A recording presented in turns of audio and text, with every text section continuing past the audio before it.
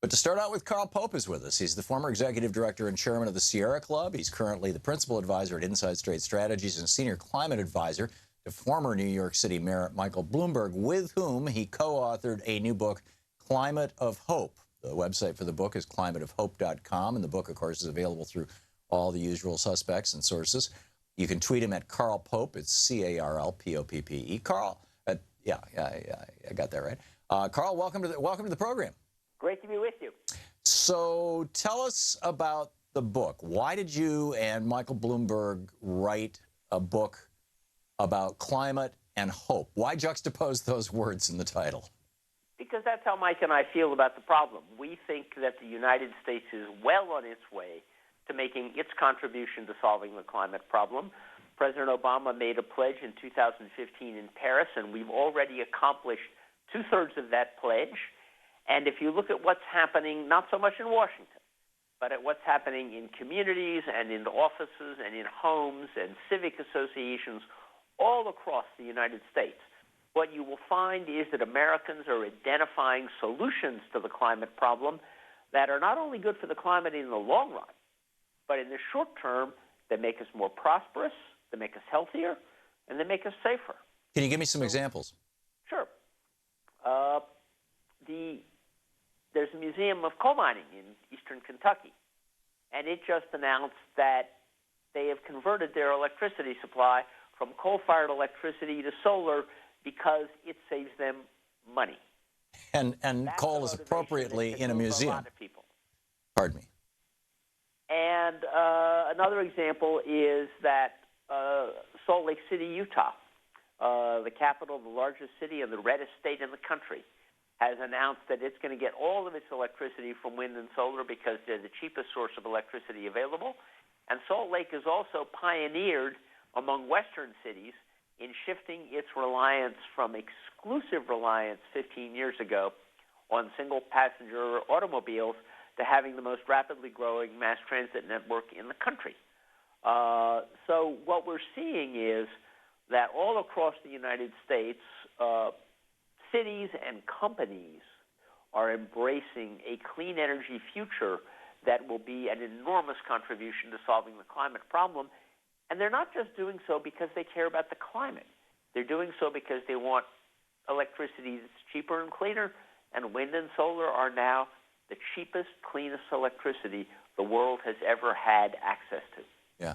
Given that there has been for many years federal matching funds or support funds for mass transit projects, am I correct in assuming that there was some federal funding for Salt Lake City's expansion of their mass transit system? I am sure there was federal funding, just as there was federal funding for expansion of the highway system. But what's remarkable at Salt Lake City was that they had a governor who had a whole plan for new freeways that were going to solve their congestion problems. The residents of Salt Lake City and the city government of Salt Lake City looked at their plans and their aspirations and their hopes and dreams, and they said, wait a minute, we'd rather take federal money to help pay for transit rather than taking federal money to help pay for highways. That was a big shift for Salt Lake City. Other American cities are now following their example. And yet in California, you had two substantial mass transit projects that the state was willing to put up most of the money for. They needed some federal funding to finish them off. And in both cases, once Donald Trump became president, that funding was denied, and the projects have been shut down. Is this, Utah is an entirely Republican state. Has this turned into a let's reward our friends and punish our enemies thing? I don't think so. I think it's turned into a let's stop anything that Barack Obama was for thing. I think basically in its first 100 days, the Trump administration's key instinct has been, if Obama was for it, we're against it. I hope they come to their senses.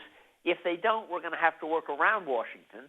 But Mike and I are both convinced that Americans are sufficiently committed to a better future for themselves and their kids that we're going to work around Washington, even though it may take us a while to repair Washington. Right. I get that kind of one of the underlying assumptions of your book is essentially, as the price of wind and solar have gone down well below the cost of any fossil fuel, if you consider the cost of all the externalities, and certainly below the raw costs of some fossil fuels, particularly coal, that it just makes sense to move to them. This is not, it doesn't require some wild-eyed bureaucrat to force this on anybody. It's essentially saying that there are, for lack of a better phrase, market-based solutions. In that context, about half of the electricity, and correct me if I'm wrong on this, these numbers are, probably at least 6 or 7 years old. About half of the electricity produced in the United States is produced by for-profit companies, and about half of the electricity in the United States is produced by municipally or county or state-owned utilities. And it is the for-profit utilities in Hawaii, in California, in Florida, in North Carolina, I used to have a list, actually, where they have introduced legislation, in many cases successfully, to make it more difficult for people to solarize their homes. And I'm not talking about just eliminating subsidies. I'm talking about actually hitting people with penalties if they want to tie into the grid, for example, and things like that.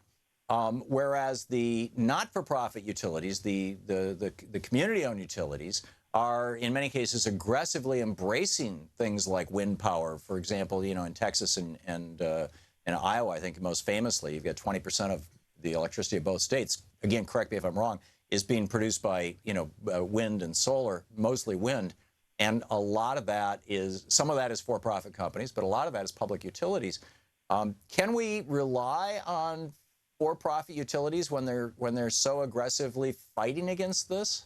Well, I think the answer is there are some of them that we can rely on and some of them we can't.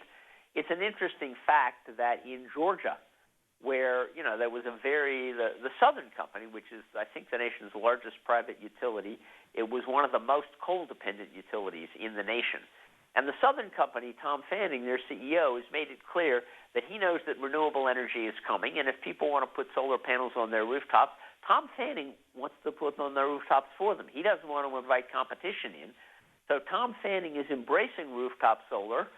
Nevada Solar, which was one of the ones that fought back most successfully to penalize rooftop solar owners, is now having to back down.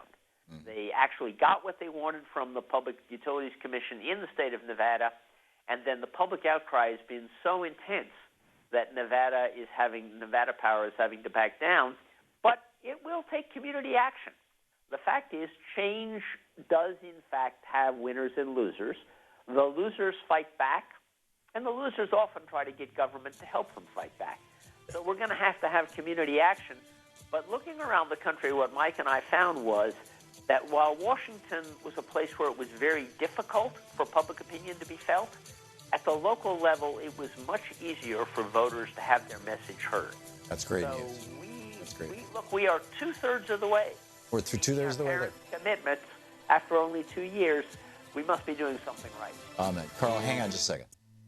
This is the Thom Hartmann Program. Carl Pope, the book is Climate of Hope, co-authored with Michael Bloomberg. ClimateOfHope.com is the website. Carl, thank you. Thanks very much, Tom. Good speaking with you. We'll be back.